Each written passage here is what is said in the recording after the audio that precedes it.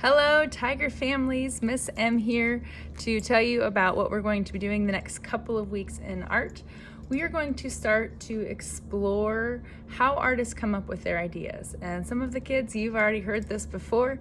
So artists use 4 main ways to come up with ideas. And those are by what they see, what they feel, what they remember, and what they imagine.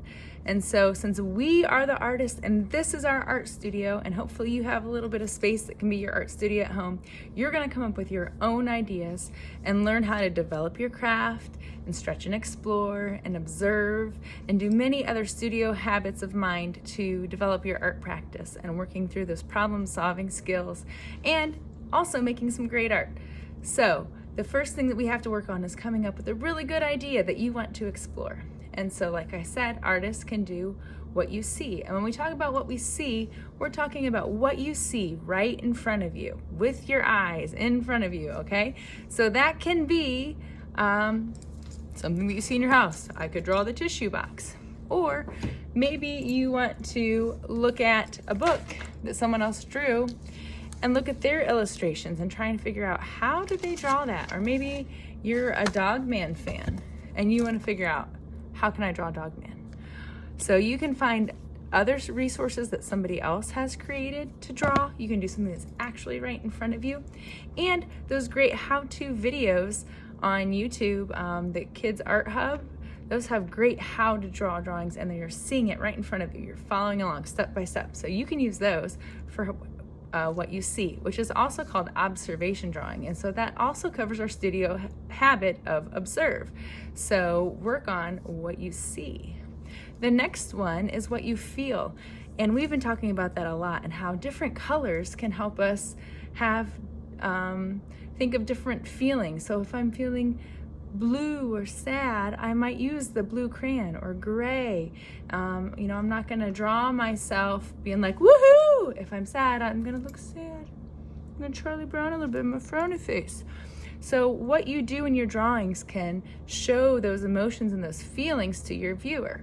And some colors are bright and happy and all the colors of the rainbow, and there's a unicorn flying through space. So we do lots of different things that equal happiness to us, and a lot of times they equal happiness to other people too. Like the smiley face is kind of universally thought of as something that's happy. So we can use our feelings and different colors or doing facial expressions to show different feelings in our artwork. The next one is remember.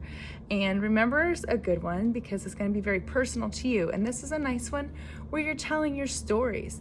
Art is a great way to share stories and to share about yourself. It doesn't always have to be that, but it is a great way to do that.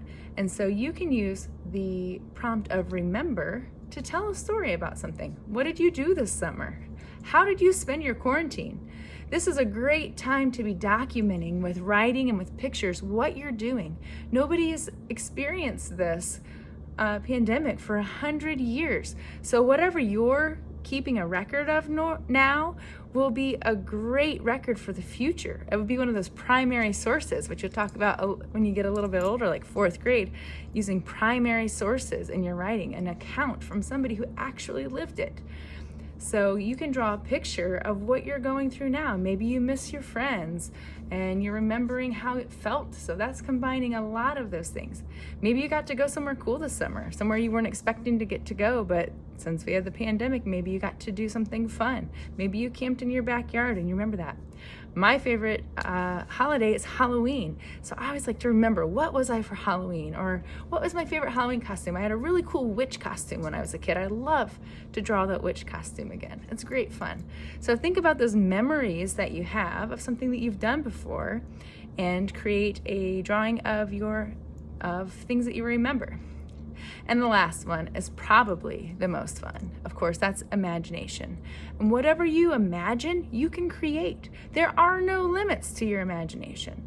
So you can draw your teacher getting chased down the hallway by a tiger. Is that probably really going to happen? I certainly hope not. But you can imagine that it would happen and you can draw it. Maybe you're drawing you and your family blasting off into space and you're gonna go to Mars and you're gonna eat some pizza with some aliens. What do those aliens look like? How many heads do they have? What color is your spaceship? All of those things are things that you can draw and come up with. And it doesn't have to be something crazy like that, right? You can imagine, what do you want to be when you grow up? What are you going to look like? Where are you going to live? Are you going to have kids? How many? Are you going to have a job where you have to go 9 to 5 every day?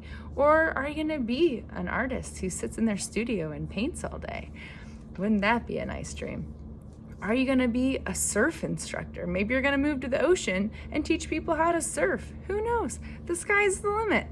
So you can use your imagination to think up anything and to dream up anything. And you can share those ideas with us in your drawings or your sculptures or paintings or collages. There's so many different ways to create art, and we're going to explore lots of ideas and lots of ways of making this year. So I hope you enjoy, but it all starts with that great idea. So we're going to start right now coming up with good ideas.